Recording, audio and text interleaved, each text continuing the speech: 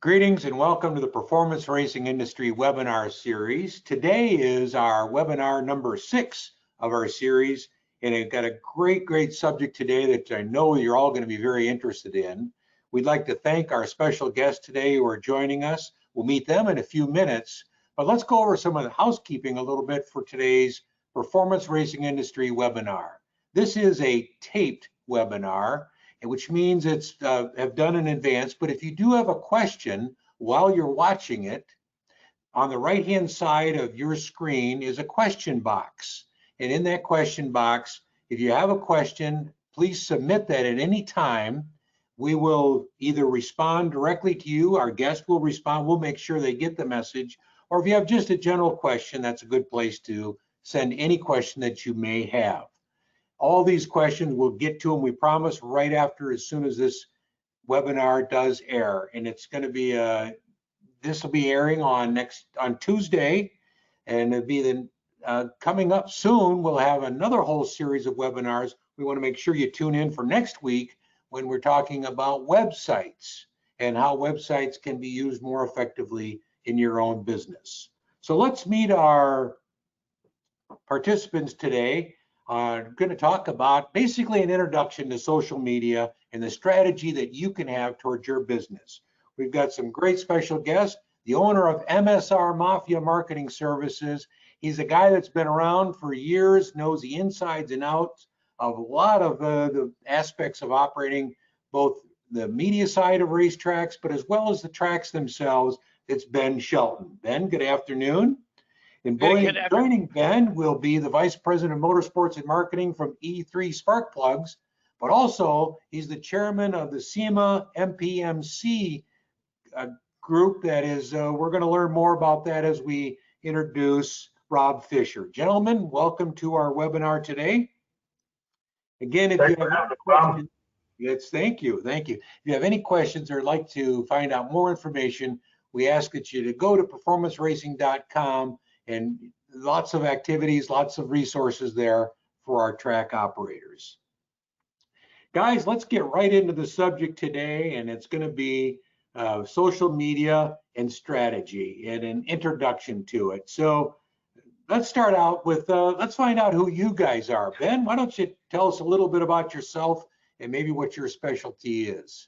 Well, like most people in motorsports, I got a degree in civil engineering and did that for 10 years before I went full-time in racing, but been around motorsports my whole life and started MSR Mafia Marketing back in 2007, and honestly wanted to create a name that if somebody saw it, they wouldn't just say, oh, this is something racetrack or race cars. Wanted to make them ask questions. So that's why I put Mafia in there, the MSR, Motorsports and Racing.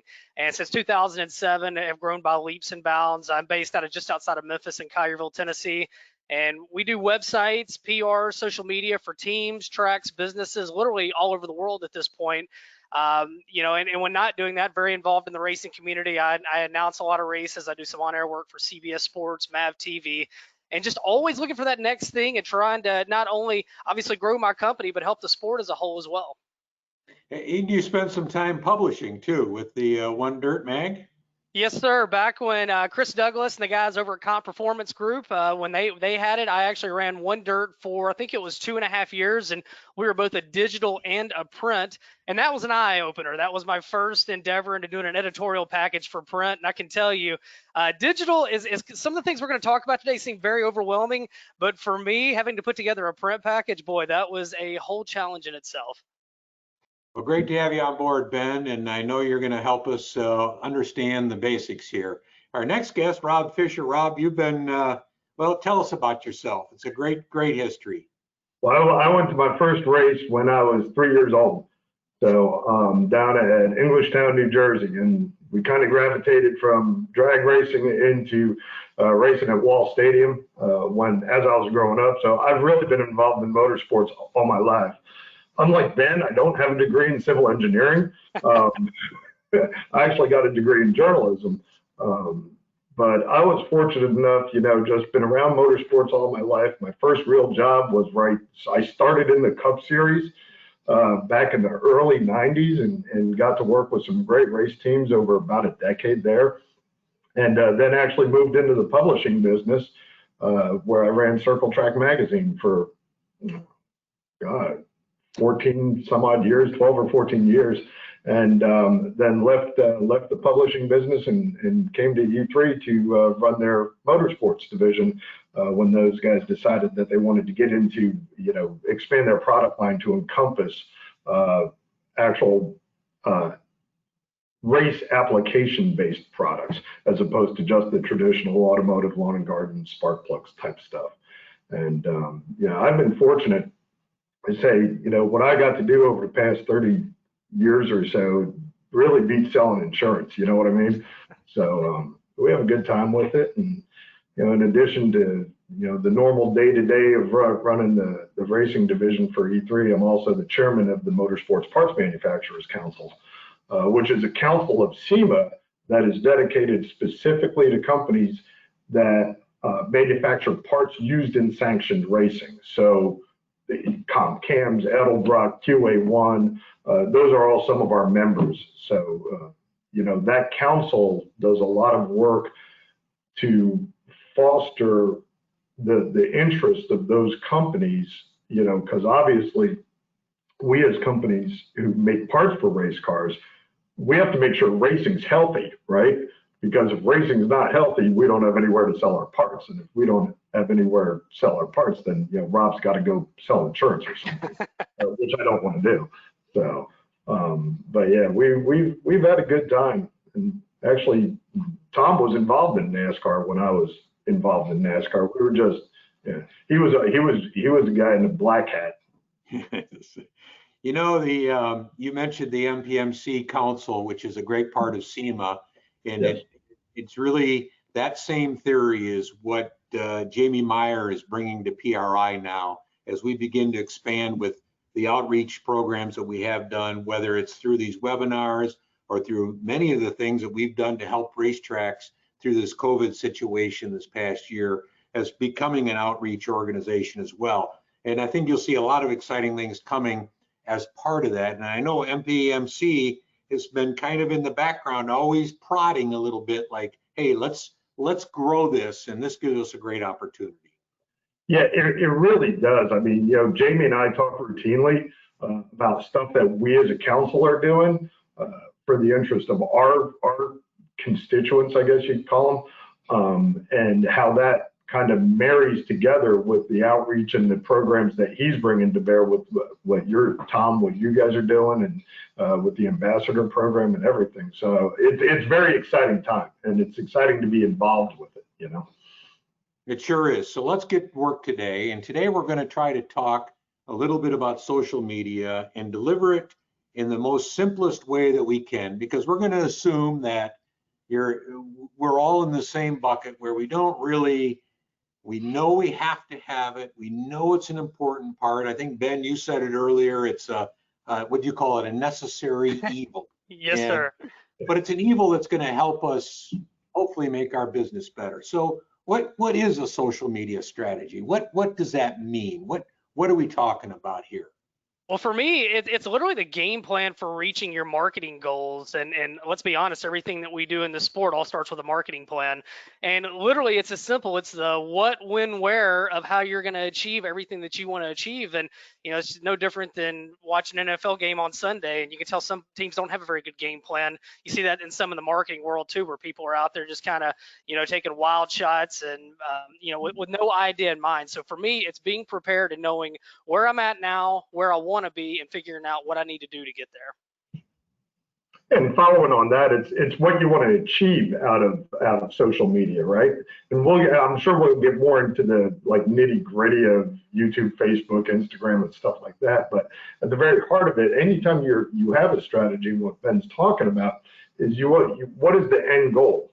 What are we trying to achieve with this? And that's some of the things that we do at E3 is we'll look at what the end goal is, and then we'll back up to create the strategy to effectively use it as a roadmap to where we're going. So I'm a track operator. My end goal is going to be more participants, more fans, more dates, bigger dates. Mm-hmm.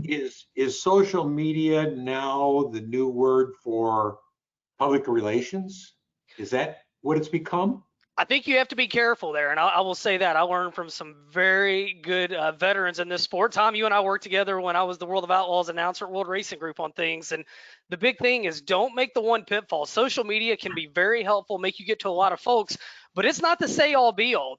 You still need to be out kissing babies, shaking hands. I still when I put events on, I still print flyers and I hand them out to racers. Social media can get you to a lot of people, but it's not the only answer. And I see a lot of tracks and businesses for that matter making that mistake. That's exactly right. Social media is just a tool, but it's one of the tools in your toolbox. And if you liken it to racing, you don't just go to the racetrack with just the stagger tape for your tires, right? You're going to have a whole host of other tools, right? Turn plates and whatever. But social media at the very heart of it can be a very effective tool in complementing, and I think that's kind of the key word that I like to put out there, is complementing what you're already doing. Okay, so it isn't the end all to be all, right? I get that, but public relations has always been a bad area for a weekly racetrack or weekly drag strip or a kart track or tractor pullers. They've never really seemed to have the energy or necessarily the resources to make that an important part of their business. Is this something that can fill in that vacuum, or do we still have to have a PR plan? And then, as you mentioned, this now becomes one of the tools. Well, something interesting, and I don't want to get too far off topic, but during this pandemic year, a lot of these racetracks, they've experienced record profits. They've done very well, and I've a lot of them are kind of poking their chest out, and I tell them, hey, if we couldn't get people there this year, we got a bigger problem because people couldn't go to restaurants, they couldn't go to movies, they couldn't go to ball games. We were literally the only show in town in a lot of areas. And so because of that, I almost worry what future years are going to look like, because people think, well, I threw a few ads out there on Facebook. That was the whole difference. And you still got to look at the big picture. As things start to open back up next year, hopefully we can maintain where we're at. So to answer your question, Tom, I do think it opens the door, but again, you've got to be well-rounded, and you've got to have I love Rob's reference to all the tools in the toolbox. You've got to have all those as well. Okay. Social media for me as a short track operator is very confusing, because there's Facebook, there's Twitter, there's Instagram, there's Twit, there's Twat, there's this, there's that, there's all these things. What tool should I be pulling out all the time? My go-tos from what I found, and knowing where your audience is at, I know we're going to talk about that today, but a large portion of our audience, because our audience is a little bit older, for a lot of these tracks, is Facebook. Facebook is ground zero. Has Facebook seen some demographics start to drop off? Yes, but Facebook still is so much bigger than anybody else. You got to be there. Twitter, 280 character storytelling is what that is. And I'm not always the biggest Twitter person, but the problem is a lot of younger folks are on there, and there's a lot of activity on there. It's real time for what it is. YouTube, you can't deny YouTube. I think like 2 billion unique visitors per month. It is second only to Facebook. That's a big one. People love videos. And then, the newer kid on the block, I think it launched in like October of 2010, Instagram. And why is Instagram's engagement rate so high? People don't want to read. They want to look at pictures. And so that, for me, are the main ones I focus on. Rob, what are your focal points? I would agree with you 100%. And this is something that if we get this message to everybody watching this webinar, there's the big three, right? Facebook, Instagram, YouTube. If you don't have a solid strategy for one or two or all three of those guys, you shouldn't be looking at Twitter, Twitch, Google Plus, or Pinterest or any of the other ones, right? You got to tackle the big ones first, okay? And Facebook is great if you want to drive traffic to your website, okay? It's a big driver of traffic to websites. It's something like 80% of e-commerce visits are coming through Facebook, okay? Instagram, 33% of the most viewed stories, I have some notes here, because I did something, I looked into this a little bit, right? 33% of the most viewed stories on Instagram are coming from businesses, okay? So Instagram for a track operator is a great way. If you don't understand how to use stories on Instagram, that's something that we can go into later, but that's something that you need to focus on, because there's a great opportunity to tell your stories, like Ben said, in a format where people don't have to read. They just have to look at the story and watch it change, right? YouTube, what can you say about YouTube? If you're doing any type of streaming or filming or whatever at your track, you have the opportunity to cut in short pieces that you can put up on YouTube and show people the action that's going on your track. And don't just reserve it for the cars on the track. Walk through the pits, show the grandstands, get that kind of behind the scenes interaction. Look, really make somebody feel like they're there, and they'll want to come out and be there to experience it in real life. Is this meaning this is the end of the web page? Has social media taken that place? Should I focus on Facebook and forget about the web page? So I get that question all the time. And as a guy that owns a company that builds websites, of course, I'm going to have a good spiel for it. But I honestly mean it. We need both. You need the website, and then the social media serves its purpose. And within reason, you can work some of your catalog into social media, into Facebook and things like that. But I look at it as more a way to highlight, and as Rob said, use Facebook to drive that traffic back to your website where they can get all the information. I know we're talking more about tracks and businesses here, but also race teams. A lot of teams fall into that pitfall, and they're like, well, I have Facebook and I do updates. Well, again, you don't know that every one of your sponsors is on social media, because you may have an older gentleman that sponsors your team that doesn't even have a computer, unless he might get on his phone and he might go to your website. He wants to see where you raced, how you did. The sponsors want to see their logos on your website. These two go hand in hand. Does social media play a bigger role than ever before? Yes.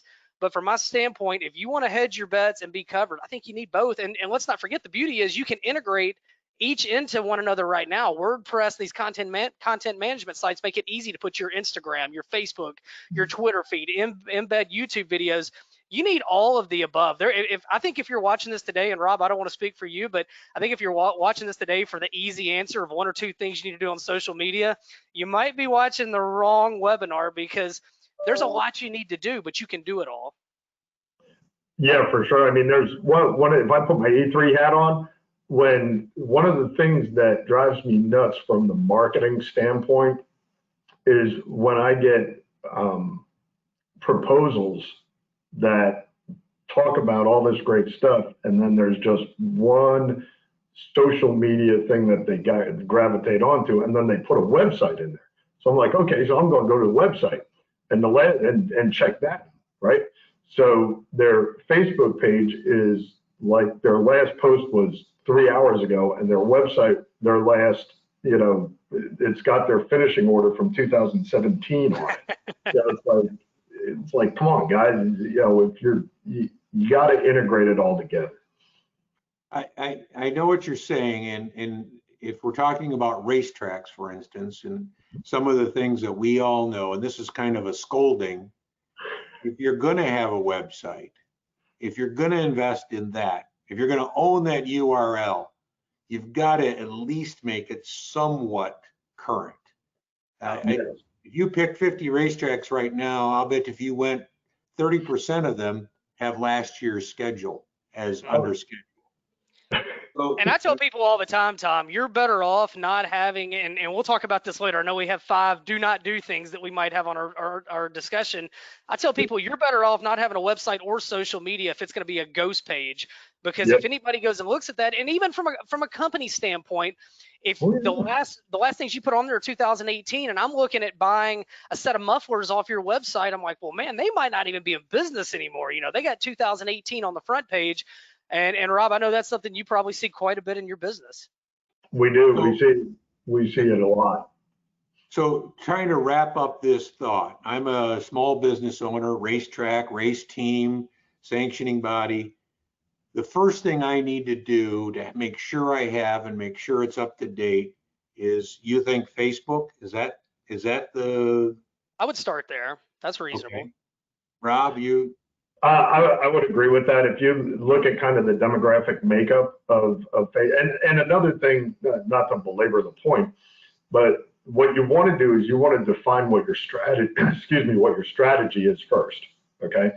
So, we talked about how Facebook is an excellent tool to drive traffic to your website.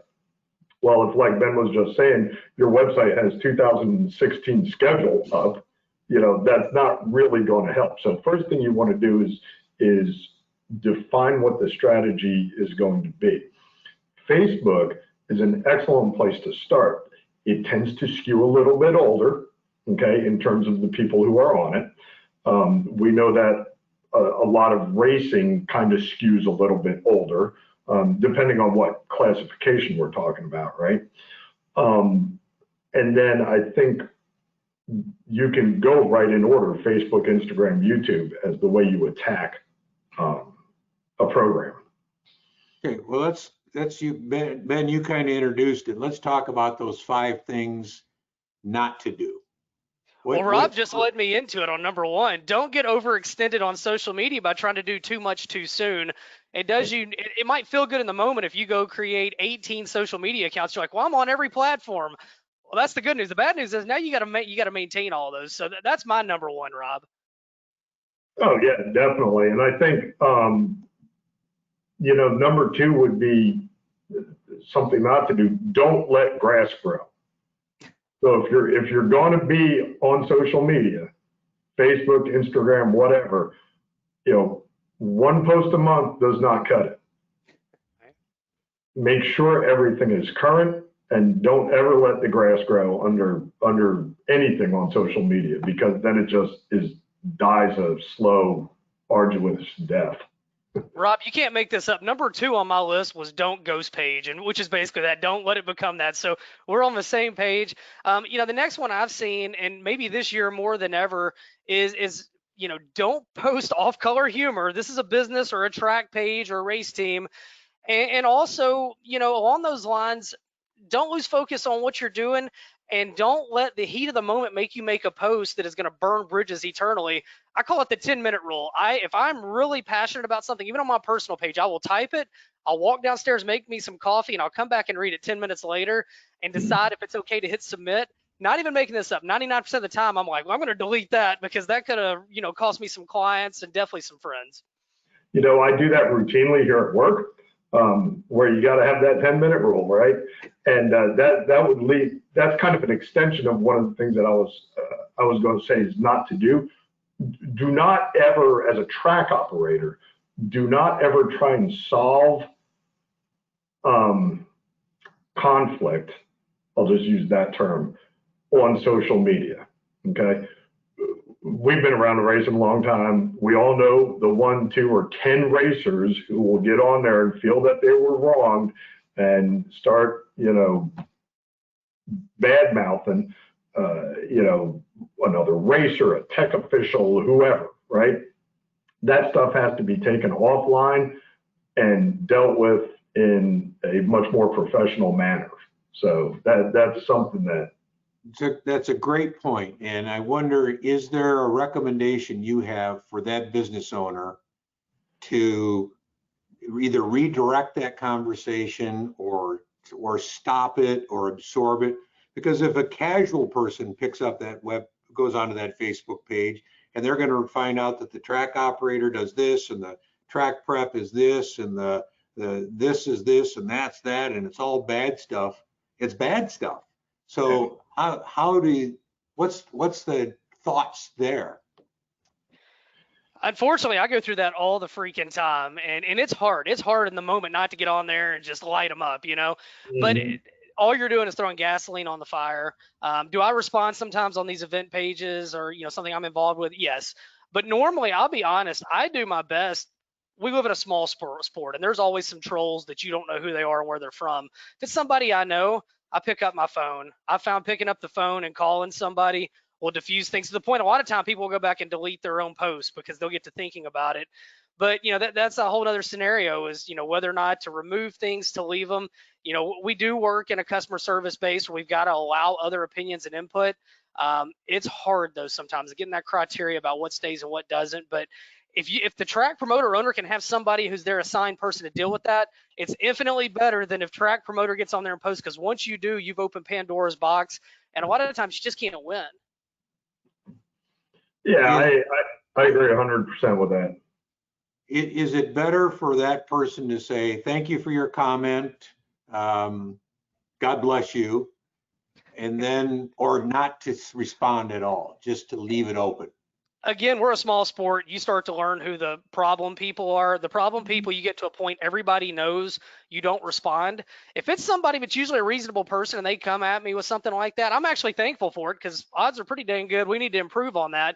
So I'll respond, we're looking into that. Sometimes I get on there and go, we tried, you're recommending X, we tried Y, and it didn't work. So next time we'll try X. You try to be open-minded.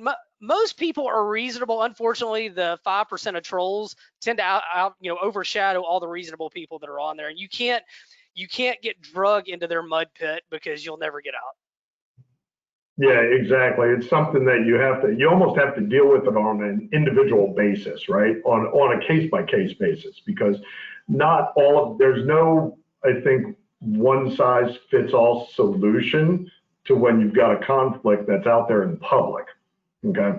So it's one of those things that you have to deal with on a case by case basis. And like Ben said, you know who your troublemaker is.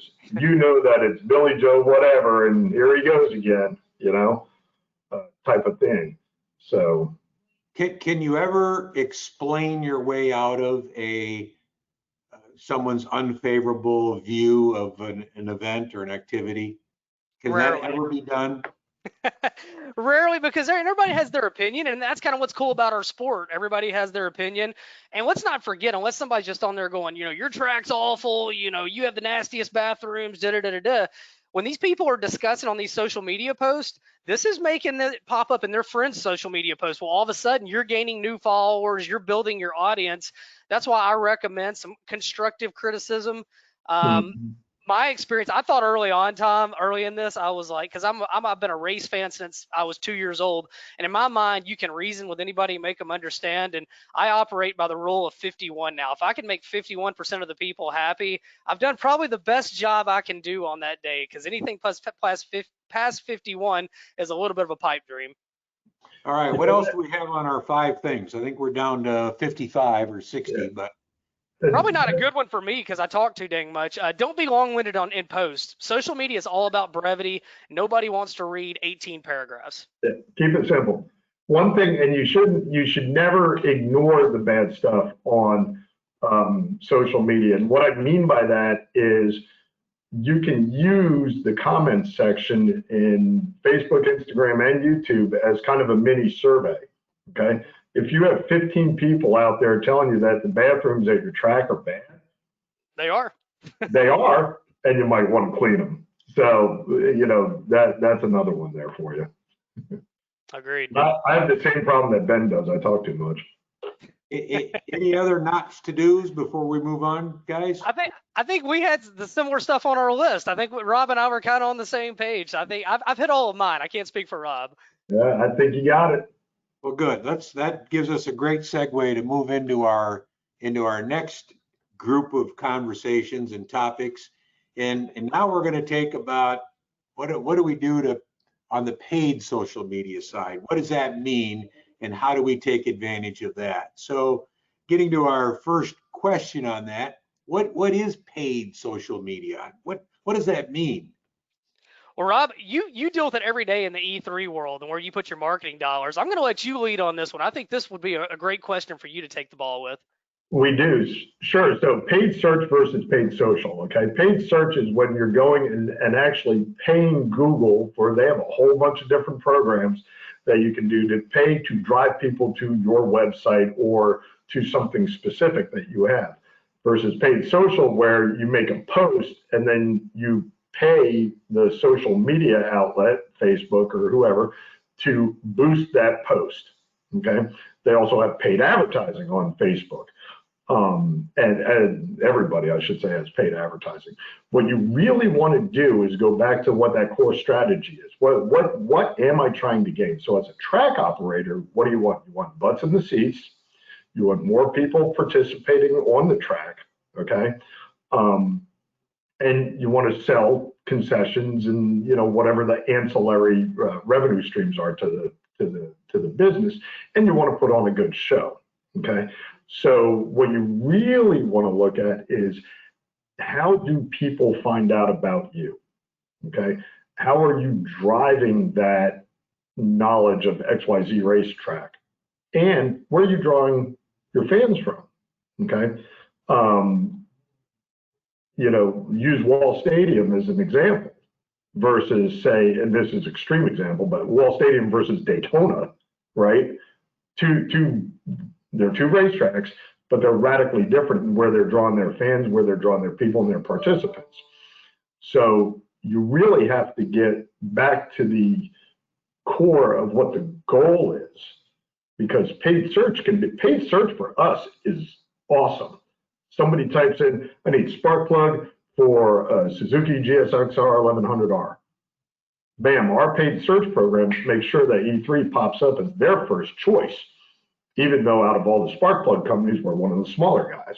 Okay, that may not necessarily be the right approach for a short track operator in rural Missouri, for example, because how many people are going to go out and Google short track in Missouri type of thing, whereas the paid social may be more, because you can geo-target all of those things. So if you as track operator, you're a guy who's drawing from 100-mile radius around, your location, geo-targeting paid social could be extraordinarily beneficial, particularly if you have a big race coming up. Because going back to what Ben said in the last segment, every comment by somebody, those people have friends and they have friends, and it's the old trail commercial, which I just wildly dated myself because that TV commercial.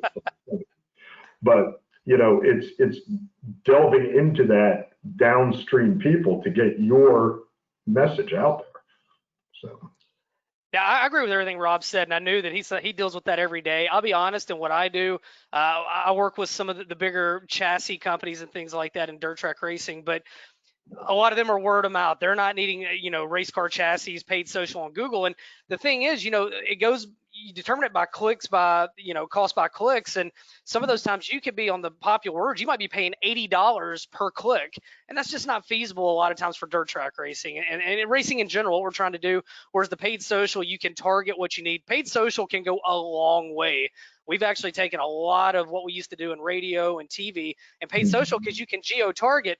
If you advertise on TV or on the radio, you're at the mercy of that person being in their car in front of their TV when your ad comes on. Geo-social is waiting on them on Facebook, waiting for them to log in, and it's waiting to show them. I'm all about that, but they do both have viable, reasons to want to use them. So the question here that you see is what I'm the track operator. What's the first thing I need to do? What's that first step? If I think I need to do a paid geo-fenced or geo-targeted ad, what's the word I need to say to somebody to help me get to that point? Well, and Rob, I'm going to see what you think about this. I think it varies person by person, because if I'm having an event that's, say, a sprint car race, that's a Lucas Oil American Sprint Car Series, and it's a regional draw, then I'm going to do an ad where I target maybe a 200-mile radius of Memphis. If I'm bringing the World of Outlaws to town, which there could be people traveling, 10 to 12 hours, then I may choose people that like racing in a 10 to 12 hour radius, and I may adjust my budget accordingly. That's where you can overthink it when you're deciding, I've got, let's say, $500 I want to put on this deal, which could go a long way on social media. Trying to decide that geo target can drive you insane. Do you target people that follow your page? Do you target people that don't follow your page but are friends with people that do? There's a lot of elements, and I think you've got to look at knowing your event, knowing where people have come from in the past, and how am I going to reach that group of people?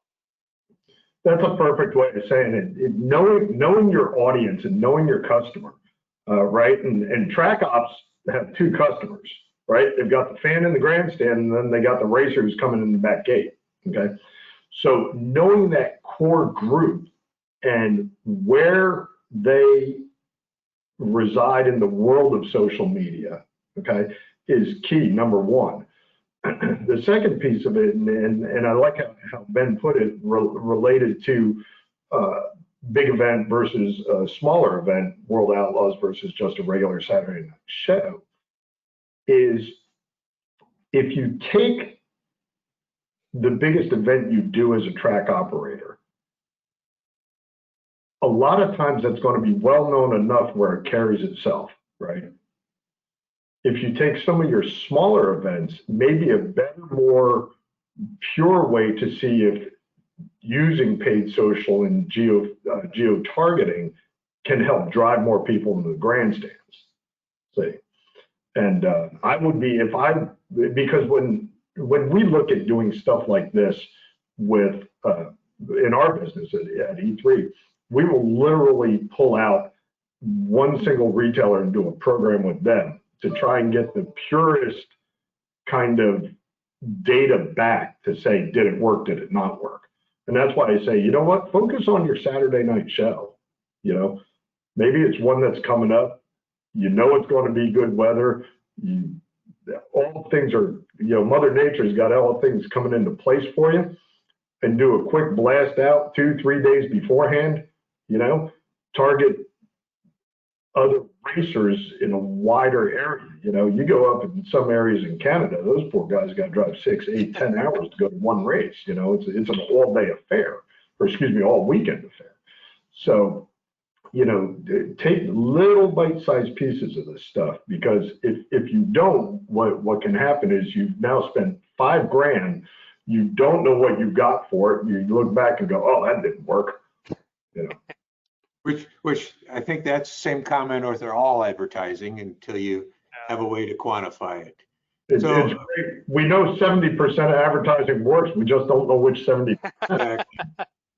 We also know that paid social and promoted pages and boosted posts, all of this stuff is probably a 6-week course and you're only going to learn half of it anyway. But thinking back to our audience of track operators, if he's going to write 3 words down on a piece of paper that he wants to hand to his social media person about a way to promote their events, what should he say to his social media person that I want to do is it a posted boost? Is it paid search? What are those 3 words that they should use? I like the boosted post for an event, and usually I tie it into some kind of giveaway too. Let's really put it over the top. Let's get it as many in front of many eyes as we can, and let's say, oh, by the way, if you share this, we're gonna draw 2 people. They're gonna get 2 grandstand or pit passes. Well, you say free, you could be giving away a free box. People are gonna share it. People want free stuff, even if they can't use it. So that's kind of a good way to kind of combine things. So I'm a big fan of the boosted post. The paid ads, they can work for companies if you're trying to drive traffic to websites, but I would look at the boosted post when you're trying to build that audience, that brand on a specific page. Paid ads are more when you're trying to maybe get them to go to your website. And I look at that more as a true product. If it's parts for a race car, if it's apparel, things like that. Yeah, definitely. Is there a way, Rob, that a track operator, say I wanted to get a hold of all the sportsman drivers in the southeast part of the United States for a big drag race I have coming up, is there something I can insert that's going to get their attention? Is it drag racing, or is it sportsman or NHRA? I'm just fishing here. So, Free admission. yeah, I would go something along the lines of free admission or bonus purse, or because, right, so racers, and I'm speaking, as one, right? We like to go racing when it's easy for us to go racing, okay? So if I know that I can pay my tire bill by just showing up, there is a way better chance that I'm going to show up than if I know if I can't, right? So I'm always a big fan of give the racers something, give them incentive to come. So if it's sportsmen, if it's NHRA, or if it's a drag race or what have you, it doesn't matter, road racing, whoever, it doesn't matter. But if you can give that racer some incentive, I'm not saying you have to give them, free this or free that, always helps. free, you know, Free spark plugs. roast after, you know, or whatever. That doesn't, you know, where you can make it exciting and easy for the guy to come do what he loves to do. Got it. And that's what I would build a social media campaign around, right? If I had an event coming up and I wanted to farm it out to get as many people as I would, and this is where you get into kind of the nitty gritty of, you know, hashtagging and tagging other people and all this type of stuff. But I would really look at it as, hey, we're doing a bonus if we get X number of cars, we're going to do a bonus purse of Y for the guy who finishes 5th or whatever. You know, it doesn't necessarily always have to be the winner, because and I'll use this as a, you know, Ben, I'd love to hear your thoughts on this, because when you have, using oval track racers, right, as the example, you have the guy who always wins, right? That guy's always going to show up. You have the guy that always finishes like almost dead last, like he's just out there running around.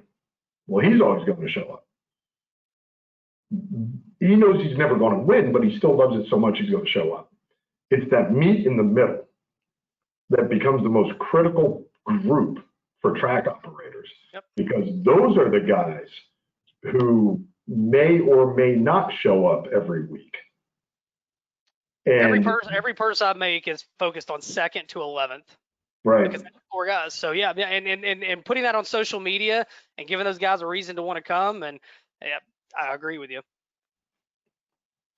Okay, well, we've done all this work. We've got a nice program out there. Let's move to our next section now, which once we've done this, and I know there's social media companies live in the analytics and the things that they can do with the information. What's out there for the track operator or for the business person that they can dig into as far as analyzing those results and the metrics and what is that measure of success? What does that mean? Well, every social media channel, especially when you boost things, they have metrics. You get free metrics on your business pages and things of that nature. When you boost it, they give you a campaign, real-time results, and then you get a campaign summary. That's good. Google Analytics and what you can do with that, and then you've got the Urchin tracking module, not to get into how to make the donuts, that you can attach in Google Analytics, and it can show you specifically, you know, what they call it UTMs. You could have 10 promos going on Facebook, and you add little qualifications to each one, and Google Analytics, which is free, by the way, will tell you which one performed the best and who got targeted in it. So I think that that's an important thing as you get deeper into this. Initially, I think you can look at the analytics that they provide you at Facebook and Instagram and YouTube and you know, even Twitter and these. But as you go, if you want to get your true money's worth, you need to do your homework and kind of learn what you can do to find out, to what Rob said, 70% of marketing works and advertising. We just don't know exactly which 70. Well, it's getting narrowed down a little bit where you can get a little bit more idea of at least something that had return on value versus something that you were better going and putting it on a blackjack hand at the casino. Yeah, exactly right. We use Google Analytics like daily here at E3, and it tells us a lot of information that we need to know. The big thing is what you want to do as the track op is establish your KPIs or key performance indicators, right? This little business school buzzword or whatever. But you know, how are you going to determine whether or not it was a successful campaign? Okay, and using a racing analogy, right? We go to a racetrack that I've never been to, you know. I want to finish, and let's say there's 30 cars there. I want to finish in top 15. Okay, first time at the track, new car, whatever. If I get inside that top 15, I've achieved that goal for that time. And maybe the next time I come to that racetrack, it's going to be, I got to get to top 10, right? Because every racer wants to win. But the guys who understand that you have to put yourself in a position to win first are the ones who truly become successful over the course of time, right? And that's one thing with all of this. It's not something that's going to just, you put one post up and there it goes, right? It's a constant kind of manipulation of what you're doing, little small tweaks here and there to keep the ship going in the right direction. But establishing what the goal is for this program, and maybe it's, I want to increase my gate attendance, front gate attendance by 10% this season. And I'm going to see if I can do it using social media. And then you constantly watch the Google Analytics and all the other things that Ben was just talking about to see if, as you go through the season, you're on track to hit that number. So I think bottom line, Tom, it's more than likes and comments and shares. It's everything behind it. And again, your goal might be to get a lot of likes or build up your audience on your page. It all goes back. You started out great with asking what the game plan is, the strategy for social media, because it all stems from there. And everything we've talked about can go different trails through the woods depending on what that plan is. Well, likes and comments can also be an analytic. That helps you understand if you've got what kind of response you have. And this kind of leads us to our next whole section. We're going to kind of jump quickly here. That we do all this work, and we've heard so much about social media influencers, the people that really make a difference by what they say. Is that something that our industry even, I know it's true, because if you have a dirt late model driver that says, hey, I can't wait to go to XYZ Speedway and post that is an influencer. And so how do we find them? How do we get them? Should I pay them? I think we know who they are. Again, in our industry, who moves the needle.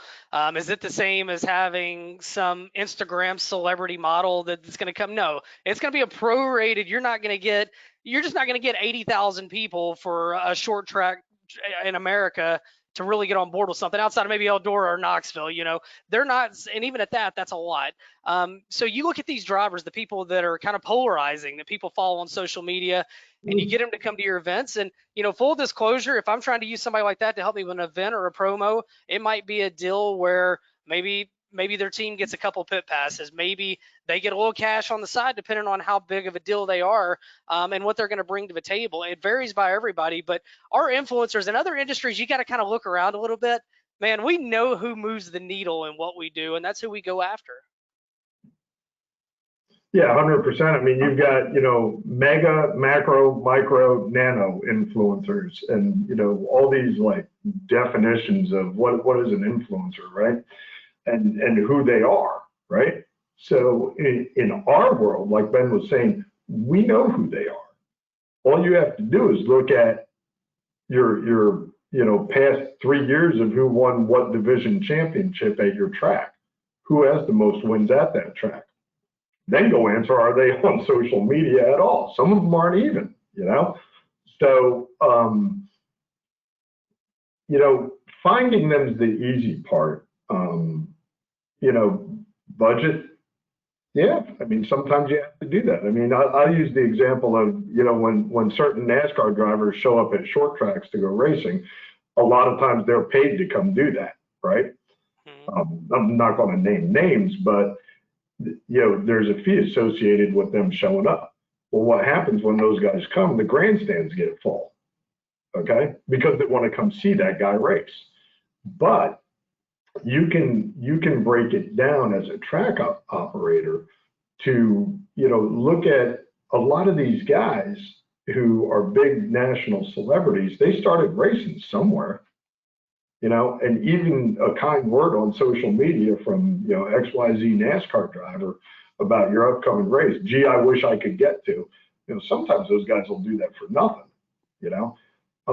Those are single incident kind of affairs. What you really want to do is create a long-term relationship with your influencers, okay?